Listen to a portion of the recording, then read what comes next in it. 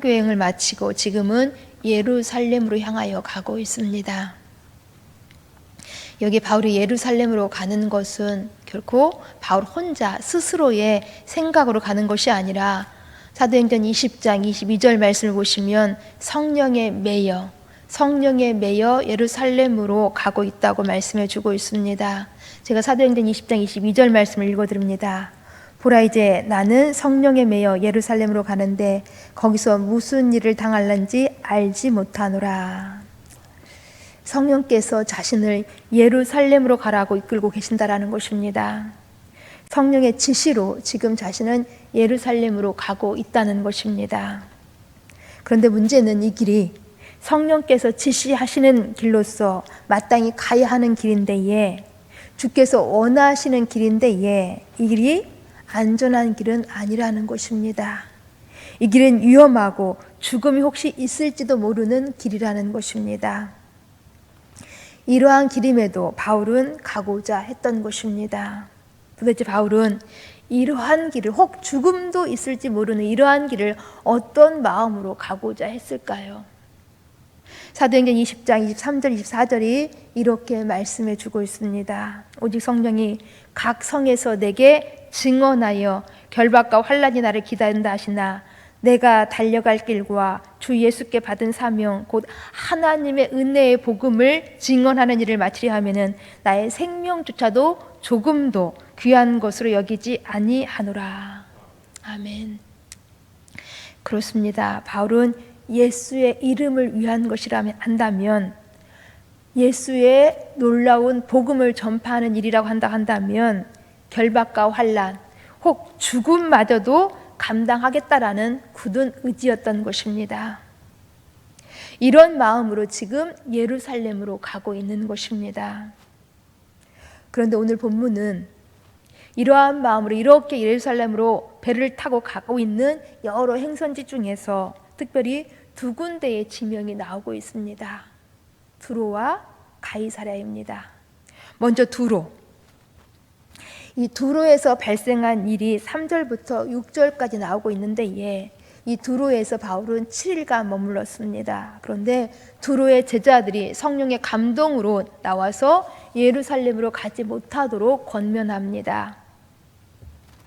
성령의 감동으로 예루살렘으로 가지 못하도록 권면했다라는 것입니다. 그러나 바울은 그럼에도 불구하고 그대로 배를 타고 이 두로를 떠났습니다. 그리고 쭉 가다가 가이사랴에 도착하게 되어집니다.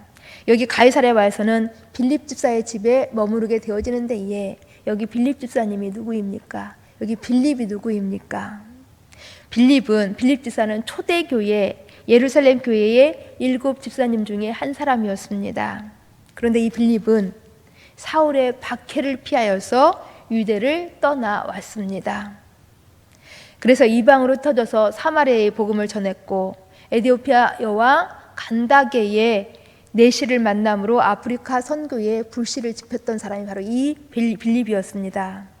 그러니까 빌립은 지금 여기 바울, 사울의 박해 때문에 유대 땅을 떠나왔다라는 것입니다.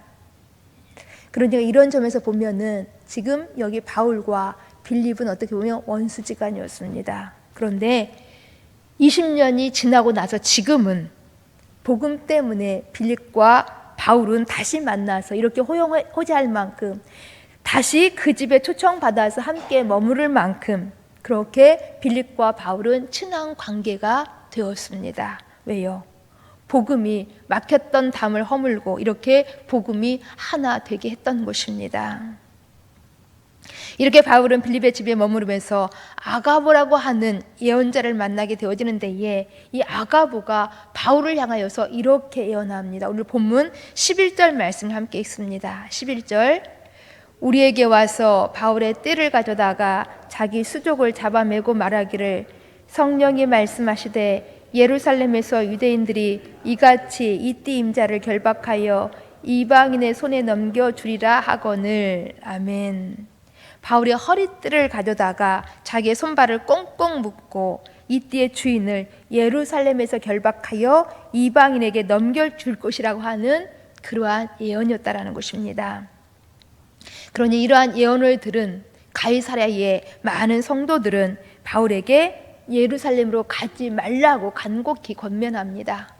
그냥 말로만 권면한 것이 아니라 울면서 제발 가지 마세요. 제발 피하세요. 성령께서 말씀하지 않습니까? 라고 그렇게 울면서 바울이 예루살렘으로 가는 것을 말렸다라는 것입니다.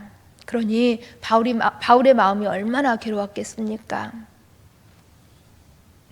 13절에서 바울이 이렇게 말합니다. 우리 13절 말씀도 함께 읽습니다. 13절, 바울이 대답하되 여러분이 어찌하여 울어 내 마음을 상하게 하느냐? 나는 주 예수의 이름을 위하여 예루살렘에서 죽을 것도 각오하였노라 하니. 아멘. 그만 우세요. 내 마음이 매우 아픕니다. 나는 죽어도 가야 합니다. 성령께서 내게 그렇게 말씀하셨습니다. 이렇게 말하면서 그들의 눈물을 긋고 이제 말렸던 것입니다. 그러자 가이사랴 사람들은 이렇게 하나님에 대한 바울의 마음이, 바울의 결심이 너무나도 명백한 것을 보고 새로운 결정을 내립니다. 그것이 14절에 나오는데 매우 아름다운 고백입니다. 주의 뜻대로 이루어지다 하고 그쳤노라. 온전히 주님께 맡기겠다라는 것입니다. 주님의 뜻에 그대로 순종하겠다라는 것입니다. 여기까지가 바로 오늘 본문 말씀이었습니다. 그런데 여러분, 혹 오늘 본문 말씀을 이제 대하시면서 이상하다고 생각되는 점이 있지 않습니까?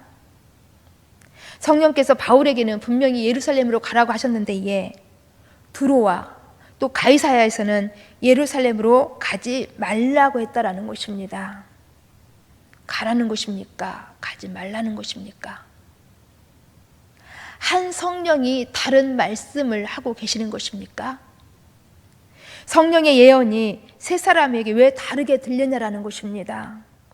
바울에게 임한 성령과 두로의 제자들에게 임한 성령, 가이사랴의 아가보에게 임한 성령이 왜 다르냐라는 것입니다. 아닙니다. 성령의 사역은 꼭 같습니다. 그러면 무엇이 다른 건가요? 그것은 성령의 인도하심을 받는 사람들의 믿음의 분량이 다른 것입니다. 즉 제자들은 사울을 살리는 데에 초점을 뒀다고 한다면 바울은 하나님의 사역에, 예수님의 복음 사역에 초점을 두었던 것입니다.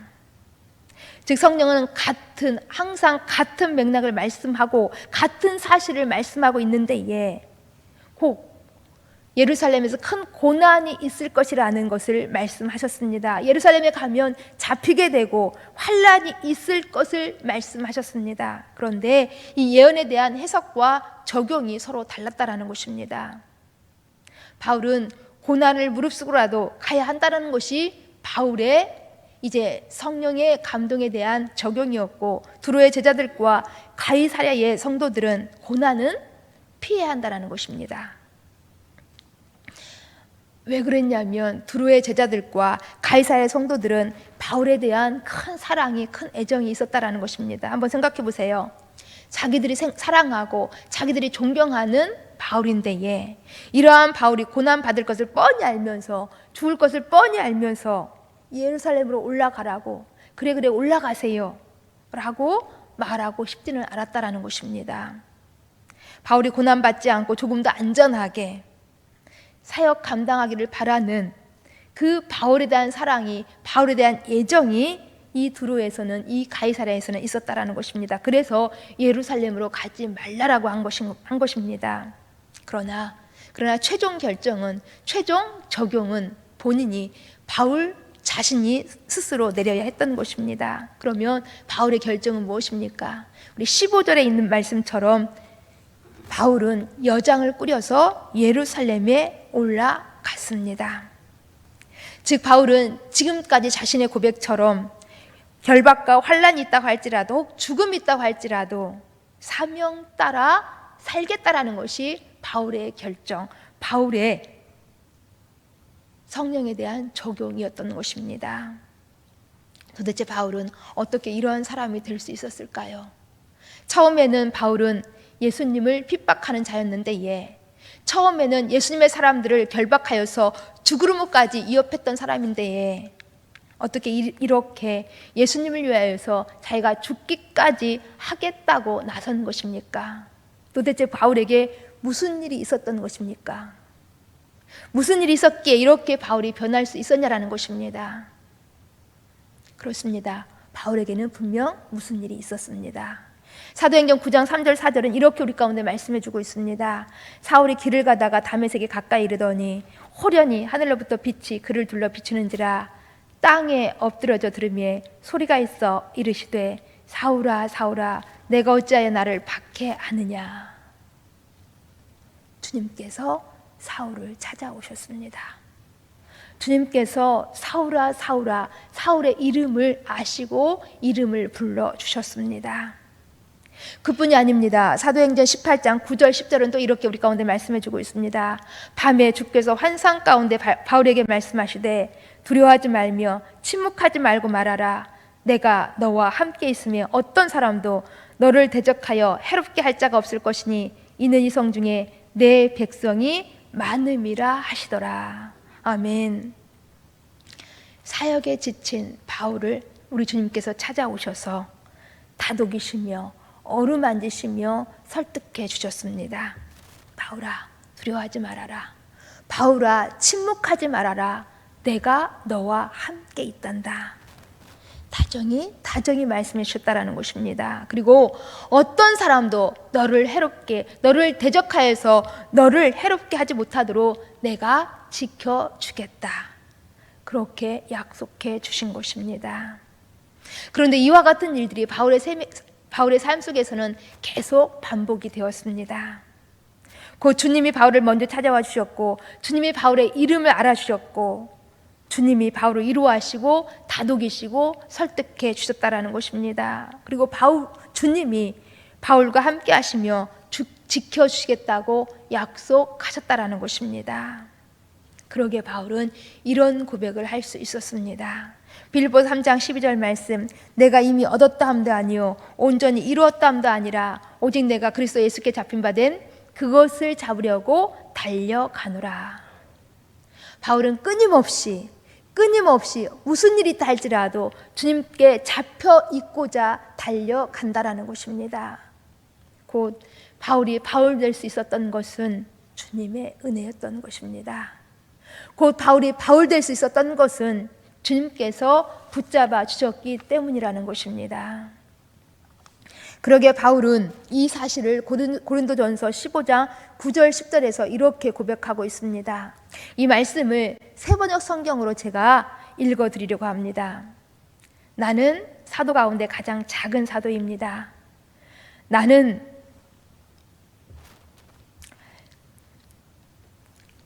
사도라고 불릴 만큼 자격도 없습니다. 그것은 내가 하나님의 교회를 박해했기 때문입니다. 그러나 나는 하나님의 은혜로 오늘 내가 되었습니다. 나에게 베풀어 주신 하나님의 은혜는 헛되지 않았습니다. 나는 사도들 가운데 어느 누구보다도 더 열심히 일했습니다. 그러나 이렇게 한 것은 내가 아니라 나와 함께 하신 하나님의 은혜입니다. 그렇습니다.